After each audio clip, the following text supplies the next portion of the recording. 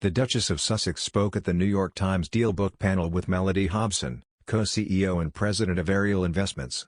When questioned on why she phoned senators on their private numbers to ask to support paid parental leave and a climate policy, Meghan said, "This issue is not red or blue. People need support when they have a child. I don't see this as a political issue. I know certainly my husband's family do not get involved in politics, but I am passionate." According to royal commentator Daniela Elzer, the Duchess has been phoning Washington insiders to lobby them, putting the Queen in a serious bind. The news follows reports regarding a letter that Meghan sent to House Speaker Nancy Pelosi about the same subject just a few weeks ago. Daniela explains that from a purely constitutional standpoint, members of the royal family are required to remain the political equivalent of Switzerland. That is, completely neutral.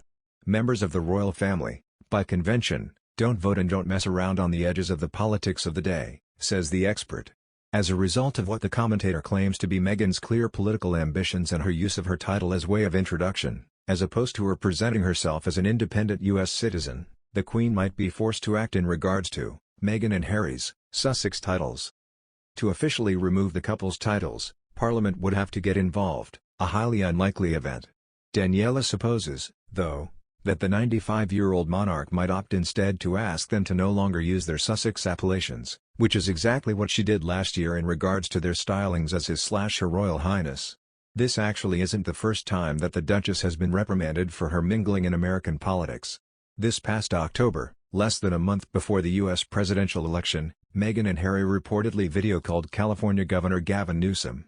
The duo also spent time in New York this past September, meeting the state's governor, the U.S. ambassador to the United Nations and the deputy of the United Nations.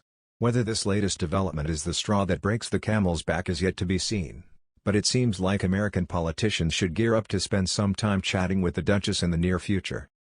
Besides, Dan Wootton spoke about the Duchess' political moves on GB News. Mr. Wootton said, "The Duchess of Sussex has been cold-calling U.S. politicians on private numbers to influence their decisions using her royal title as leverage. This is an astonishing story. Meghan apparently startled Republican lawmakers when she unexpectedly called them to lobby for federal paid parental leave." Mr. Wootton added, "Members of the royal family are meant to keep out of politics. But I've said for a long time, I've spoken to a lot of people close to Meghan. She seriously believes, I mean she may be delusional, but this woman seriously believes she may end up in the White House one day.